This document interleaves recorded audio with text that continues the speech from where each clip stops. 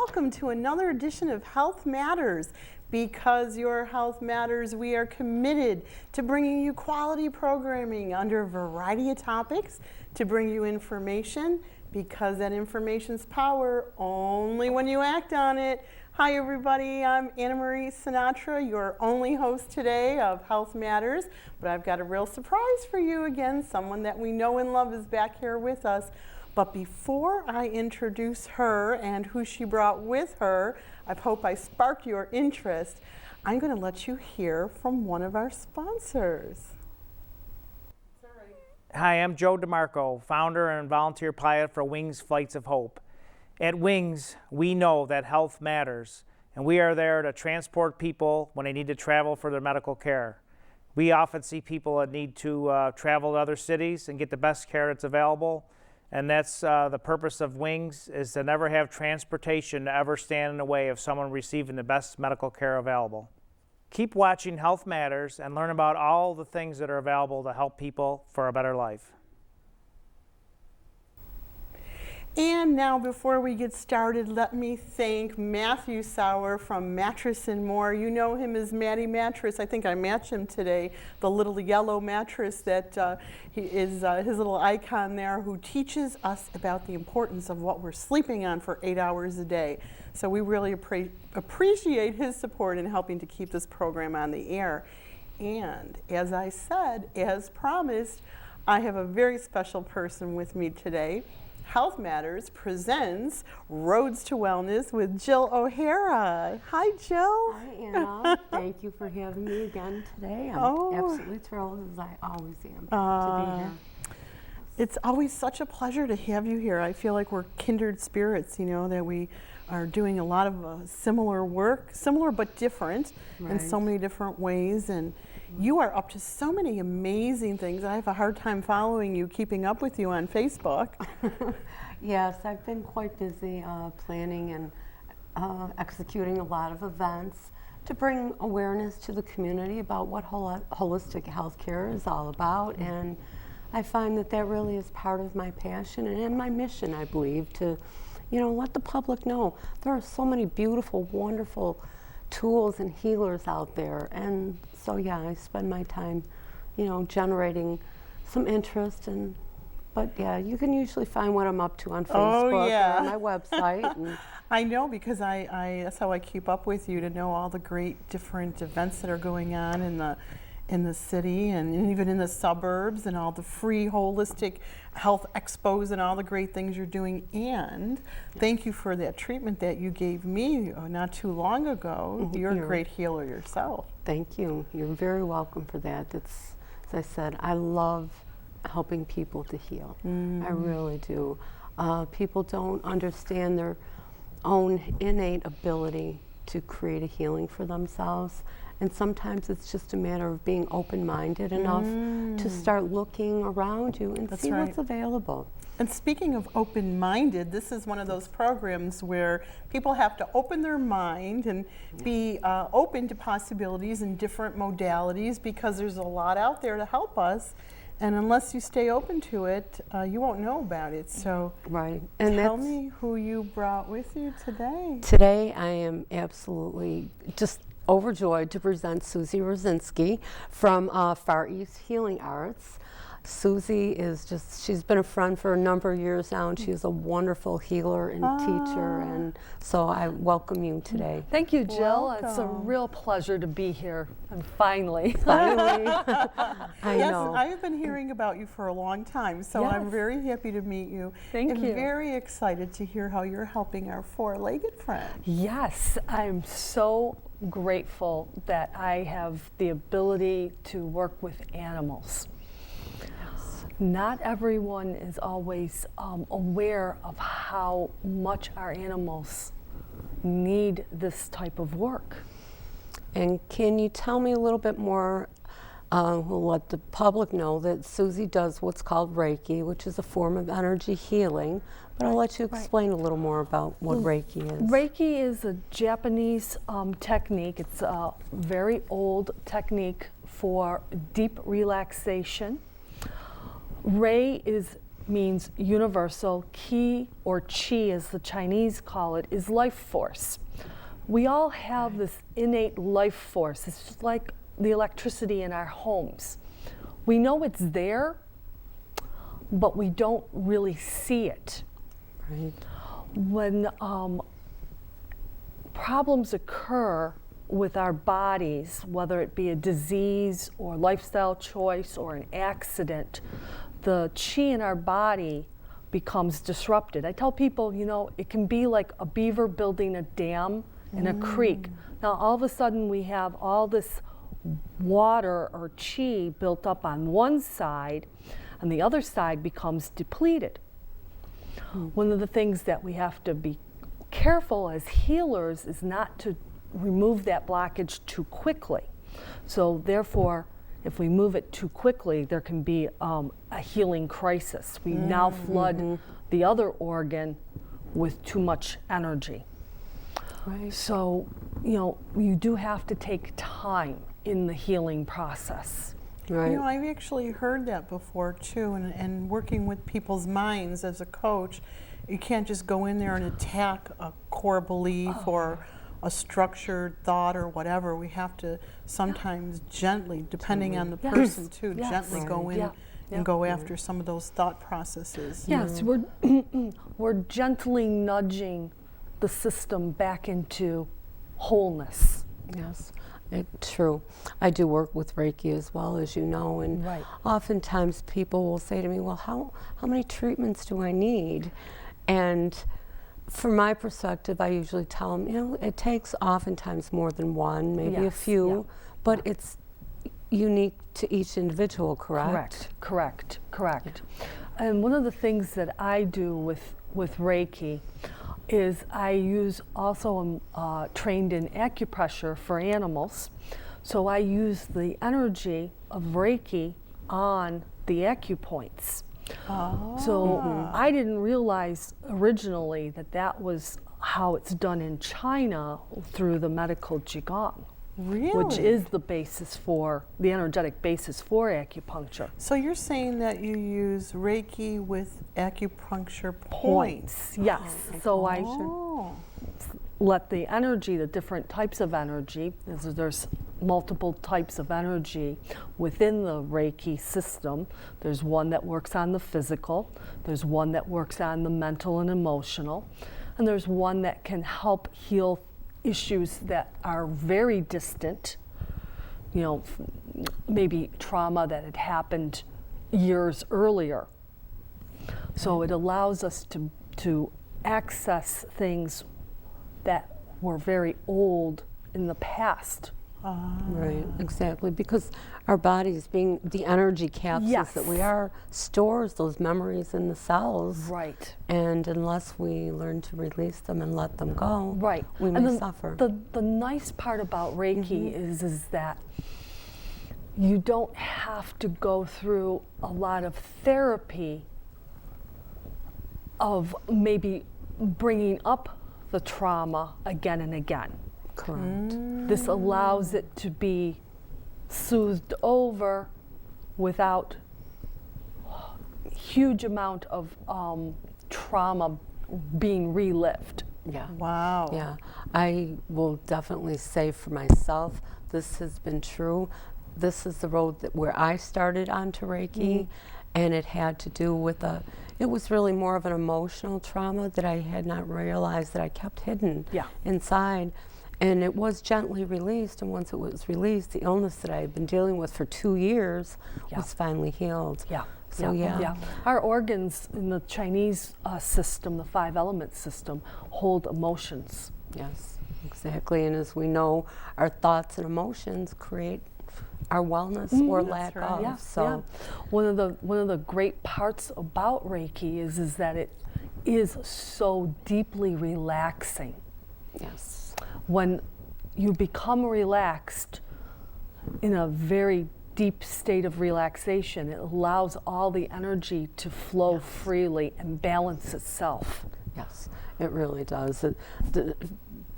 Once you've received Reiki, you can't, it's hard to even explain the degree, the depth of the relaxation, and it is incredible. And I think every person out there should experience it. Absolutely, I do. I really do. I think everyone should. You know what I'm wondering, and this is maybe something that you could just very quickly demonstrate for people when you're using your hands to help someone with Reiki, just so that they can have a visual of what that might look like. In your seat. Yeah, if you can just kind of. Normally what I would start is I like to have people laying face down. Animals are a little bit different. I did start originally with the animals, and because they were getting so much better, I was asked to start working with the people. Yeah, that's awesome. So I usually start in a different fashion than what most Reiki masters are taught. I like to start on the back, so I have people lying face down. So I would start from the head and ears and move down, down the body. So I'm just going to come on either side of Jill's throat. And this has, there are chakras in our body as well as meridians. So there are two different systems that Reiki can affect. The chakras are emotional centers, energy vortexes that lay over each of our endocrine glands. So they really go down the midline of the body, and they can be accessed from front and back. Yeah. But yeah, this is, like I said, I think it's nice for people to get a visual of, you know, what they can expect from a treatment. When you typically work with a human, what is a session like for them? Most people will feel tingling. Some people will feel ripples. Most people will actually go into a little bit of a nap. We call that the Reiki nap, and I find that true with the animals also, which does lead to me having to be careful, especially if I'm working on horses, that they're not ridden afterwards because they become a little discoordinated. I've said before, after Reiki or after a massage treatment, I should not drive because I'm driving under the influence. The influence of Reiki or massage. It's very deeply peaceful, so much more peaceful.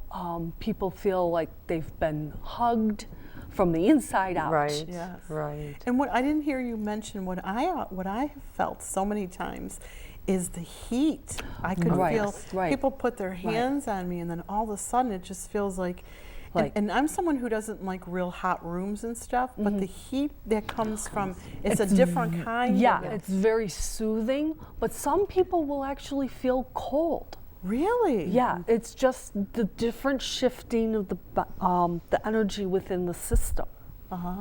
So, everybody is a little bit different. So how they experience energy is different. Interesting. Now, can you tell us a little bit about what you think, or what you've experienced, I should say, can be accomplished with using Reiki as a healing tool?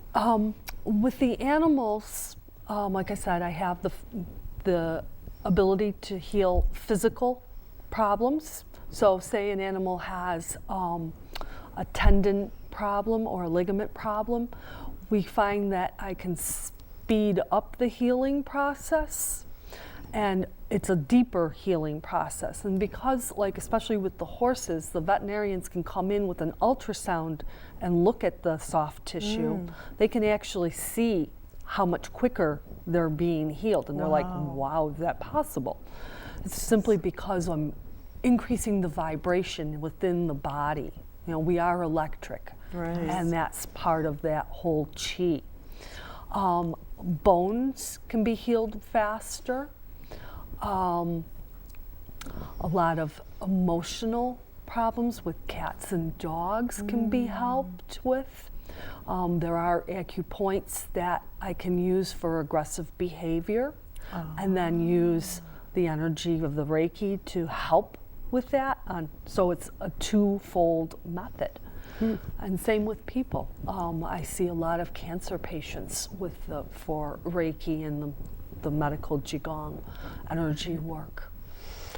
I'm interested to hear, as I know a lot of people who do Reiki, but I don't know anybody up to this point who did it on animals, and you actually started on animals. So I wonder if you could just tell me a little bit more about that, because it's very fascinating. Well, it's very, it's very, I have a very interesting story. I started off with the holistic vets, and I was so interested in what they were doing. I kept asking them questions. So they basically started teaching me, things to notice with the animals and when to call them. And then because we had still had the conventional vets, the Western medicine, I had to start explaining to them what the holistic vets were doing, and then the holistic vets wanted to know what the conventional vets were doing. So I became the liaison between the two. Wow. Convinced a couple of Western veterinarians to take up studying acupuncture. Then I realized I could be doing that myself. So I went to school, Tallgrass Institute, for acupressure. But meanwhile, I had also learned massage therapy from 2 different people for animals. And the Reiki came in too.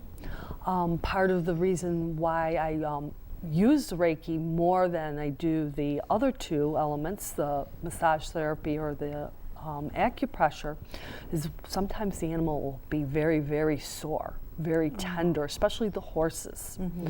We're sitting on top of them and they're doing all these wonderful things for us, and we don't really realize how much tension and pain they can be going under. They're so giving, so phenomenal. So the Reiki energy work allows me to help them without touching. And then as they become more relaxed, I can come in and do the massage therapy or the acupressure work that they really need. Oh my God, that is so beautiful. It is. And I have to say that I did go to your website and was studying about you before, our time here together today. And just going on your website alone, I don't know if you did Reiki on your website, but I'm like, if you go there, it's like, oh, it just felt so soothing. And seeing the pictures of you working on the horses and on the cat, I saw the cat, it reminded me of my cat. It was just so soothing and so beautiful. Thank you. I'm pleased to hear you say that. Yeah, when I came home, I had gone to Florida for a few months, and I'd rented my house out. So when I came home, I had to do a lot of painting of the walls. So before I did the painting, I actually did energy work on all the walls of my house. So people will come into my house and they're like, I don't want to leave. This is so peaceful. Well, people don't realize, and even I've come across practitioners who don't realize, you can Reiki anything. I use it in my garden. I use it on my pets. Plants, your food. Yes. Your water. Yes. So many different things. And it's just sharing the love from the universe is the way I look at it. Yes, so it's universal life force. We're just bringing in all the goodness that's out there and letting it flow through us. And you know what it reminds me of, like when we're talking, I'm just feeling the soothingness of it just from the conversation. It's what we're missing today, I think, in our society, that everybody's on their electronic devices. And I know I have a couple of them too. No doubt. But how many times do I go into a restaurant and I see on your phones and on your different things, not talking to the people sitting around. And then just the intention, like thinking about when you're doing Reiki, nothing else is going on. And like you said, Jill, you're sending that love, you're being intentional. The person receives it is being intentional about meditating and staying focused and receiving that. And it's just the attention alone is so healing. It is. It's a beautiful thing. And as I said, I'm just thrilled, to know Susie and have her share her knowledge with me, because I've been trying to tap her brain. What I do want to know is where the acupressure point is to make my Chihuahua stop barking so much. Oh, yes, please. Because every time I'm on the phone with her, he's barking away. I know when someone comes to the door at the same time. Exactly, don't you? Well, there are some things that we can do, but at this point, your Reiki tools would be your best bet, and there are things that we can talk about to help with that. Oh my goodness. I was really waiting to hear some concrete answers, and I think our viewers might too, because Yeah, it's actually the base of the skull. what do you do? I would actually just the pressure. send, a little bit there, but I would also send energy and intention that you don't want to say, don't Exactly. I bark don't anymore. want him to not bark. You want to say, thank you for telling me that someone's here. Yeah. And now be Because- quiet. Thank you for doing your job. I heard you Yeah. the First time. Well, my little taco and you is going to receive some. you have to then tell him that, verbally tell him that. Verbally tell Thank him. you. I heard you. I do that, but he doesn't. But I am seriously. I will try this. I know someone who's actually having to get rid of his dog. He's an older gentleman. Yeah, I'm really sad about it too. We posted it all over Facebook for him too, because he just can't keep up. He's so hyper. And I love animals, and whenever I would see him, it's a group that I go to, a little spiritual group, and when I see him, I mean, I've got scars on my hands because he can't not jump up and scratch, and he's had him for almost a year now, and he thought when he got him neutered it would help.